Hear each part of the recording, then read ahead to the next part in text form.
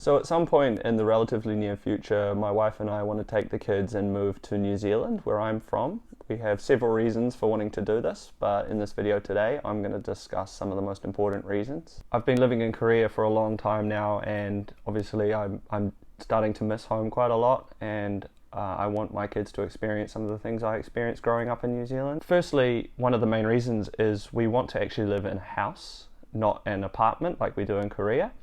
In New Zealand, there's not that many people. It's not a very crowded country, and there's quite a small population, so there's a lot of space. That means most people are able to live in a house with a property. So that means you'd have a garden or a backyard, and you could even have a house with 2 or 3 stories. When I was growing up, we always had a big backyard, and that means we were able to go and play outside whenever the weather was fine. And I basically grew up just always playing outside in the backyard of my house, playing sports, rugby, cricket, just anything that I wanted to do outside, I could do it at home in my own backyard. So I want our daughters to be able to do that as well. It's also good for the parents when the kids are getting too noisy inside the house. You can just kick them outside and send them outside and tell them to go and play outside and burn off some of that energy that they have. Another great thing about having a house with a backyard is that you can have your own house parties with, like, barbecue dinners, and you can invite people over and eat outside and enjoy the sunset while having dinner outside with a glass of wine or a beer, which is something that I can't do here in Korea. Obviously I live in an apartment, so if I want to go outside, I have to get in the elevator, go downstairs. We live on the 10th floor, and go to the nearest park if I want to enjoy the outdoors for a while. It's also great having a backyard because you're able to build, like a miniature playground for your kids. You can have a trampoline, swings, a slide. One thing that a lot of Kiwi families do is build a tree house or a fort for the kids to play in. We always had those growing up when I was young. We always had a trampoline. You can even set up a swimming pool or like a water slide with the hose. These things are just invaluable to have during the summer when it's hot, and just being able to go outside and play and have fun with your friends, invite your friends over and play outside. So I really want the kids to be able to have that, and in the safety of our own property, not having to worry about anybody else or any accidents, and if something does happen, we're right there to take care of them. Another major reason we want to raise our kids in New Zealand is education. So I want my kids to have a rounded education. Obviously I want them to be successful in all areas of their education, but I don't want to overwork them. In New Zealand, you go to school from 8 or 9 in the morning, and then you finish at 3, and that's it. There's no academies or hagwons after that, unless the parents really want it, but it's quite rare. And once the bell rings at 3, they go home, and that's their time. They maybe do their homework, but now it's time to play your sports, or do your after school activities, or just play with your friends, or be with your family. I think it's really important to have a good balance of study and your academic time, and then your personal downtime to just relax, have fun, and enjoy your life. Also, the education in New Zealand is geared towards a child's strengths, especially in high school. In high school, they're preparing you for adulthood. The teachers will identify the strengths and weaknesses of each child, each student, and discuss this with the parents and push them in a direction that encourages them to focus on the things that they're good at. So in the first year or 2 of high school, you usually have to take a broad range of subjects. Usually most subjects are compulsory, but by your 2nd year of high school, you get to choose which subjects you want. This allows the student to focus on the things that they're good at and discard some of the things that they're just not so good at. So when I was in high school, I studied maths and science and English and history in the first year or 2, but by I think it was my 3rd year of high school, I was fully free to choose all my subjects, and I stopped with math and science. Those 2 subjects I was just never good at and always caused me a lot of stress and worry.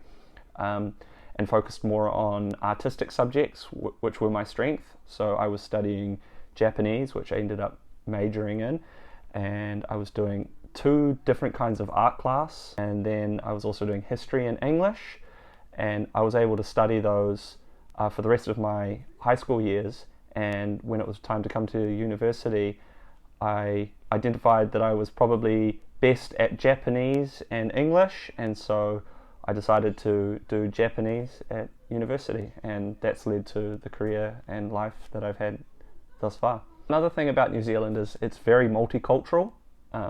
There are people from all different backgrounds and walks of life in New Zealand. You know, obviously we have a large, European, we call Pakeha population. Pakeha means white people. But we also have our very strong Maori culture, which we make a really strong effort to protect and promote, and we're really proud of. So when you watch like New Zealand sports teams, they'll often do traditional Maori dances at the start of their games. Maori culture is just such an important part of the New Zealand identity, and along with that we have like Pacific Island culture. We have a lot of Pacific Islanders living in New Zealand, so that's Samoa, Tonga, Fiji, the Cook Islands, places from the South Pacific.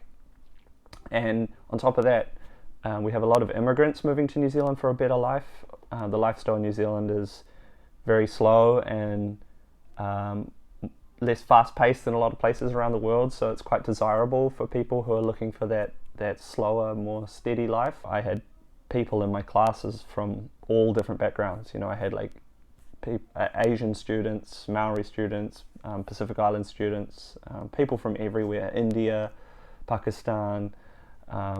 You know, you meet all kinds of people in New Zealand, and I think that's really important for our girls to live in a multicultural society, to help sort of broaden their mind, open their mind, and make them see different cultures, and see that there's, you know, all kinds of people out there. Another major reason we want to move to New Zealand is environmental. Obviously New Zealand has a reputation as a really clean and green country. We don't have a lot of pollution. We make a really strong effort to look after the environment. The water is some of the best in the world. It's so fresh. It comes from the mountains. It's beautiful, clear, fresh water, and it comes directly to our taps, so you can drink the tap water, and it's really nice to drink. It's probably better than the bottled water that we have to drink here. That's one thing that I just miss about New Zealand, just being able to drink out of the tap. I don't have to go down to the store just to buy water, which is obviously what I do in Korea. New Zealand has just beautiful scenery, beautiful mountains, beaches, lakes, forests, and these things are all nearby. You can just get in your car and drive to these places really quickly. Growing up as a kid, I spent so much time at the beach just down from our house, you know, swimming in the beaches and playing in the sands, and then going camping with my mum and dad, setting up a tent in a wee forest somewhere, like real camping, you know, down by a river, fishing, cooking on a fire. Another great thing about living in New Zealand is our healthcare system. It's a public healthcare system because we don't have a really big population, so only between 4.5 million, 5 million. We're able to effectively have this public healthcare option where the healthcare is provided for free or heavily subsidized by the government, even for emergencies. So you never have to worry about healthcare and paying, you know, super expensive hospital fees when you get sick or get hurt like you do in other places. When I was young, I broke my arm twice in 1 year skateboarding, and the great thing about the healthcare system is that it was totally covered. So I was able to get multiple surgeries to fix my arm. I had 2 very severe breaks, and it was all paid for by our healthcare system. Obviously, if you want specialist healthcare, or there's specific healthcare that might not fall under the national system, then you might have to pay a bit extra. But overall, you know, if you are sick and need to see a doctor, it'll be covered under our public healthcare system. So these are some of the reasons we want to take our kids to New Zealand. Korea will always be a special place to us, and we will always spend a lot of time in Korea. We plan to spend time between New Zealand and Korea as much as possible.